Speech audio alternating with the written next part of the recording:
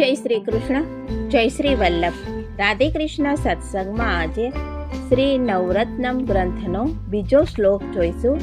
પણ તે પહેલાં આપ રાધે કૃષ્ણ સત્સંગમાં જોડાવા માંગતા હોય તો લાઈક કરજો, શેર કરજો અને સબસ્ક્રાઈબ કરજો, જેથી આવતા નવા તમામ પ્રસંગો આપના સુધી પહોંચી શકે. નિવેદનમ તુ સ્મતેવ્યમ સર્વથા તાદશી જને સર્વેશ્વરસ્વ સર્વાત્મા નિજે છાત કરિષ્યતિ.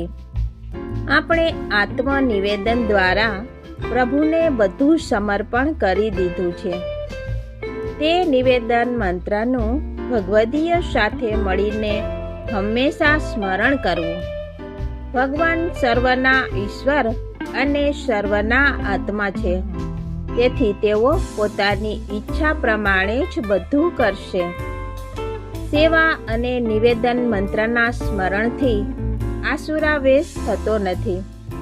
નિવેદન મંત્રનું સ્મરણ હર હંમેશ કરવું. બની શકે ત્યાં સુધી ભગવદીઓ સાથે મળીને તેનું સ્મરણ કરવું. જીવ બુદ્ધિથી ભગવદીઓમાં દોષ દેખાય તેવી રીતે તેમનાથી દૂર કે પાસે રહેવું. ભગવદીઓ સાથે દેશ સંબંધી ભાવના ન રાખવી.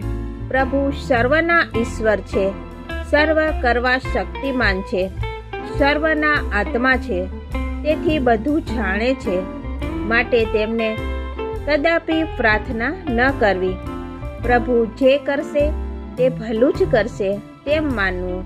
જો ભક્તની ઈચ્છા શુદ્ધ હશે તો પ્રભુ તેની ઈચ્છા પ્રમાણે પણ કરશે, આમ માની ચિંતા ન કરવી. આ સાથે જ આપણે આજના રાધે કૃષ્ણ સત્સંગને અહીં વિરામ આપીએ. ફરીથી મળીશું નવા સત્સંગમાં. જય શ્રી કૃષ્ણ, જય શ્રી વલ્લભ.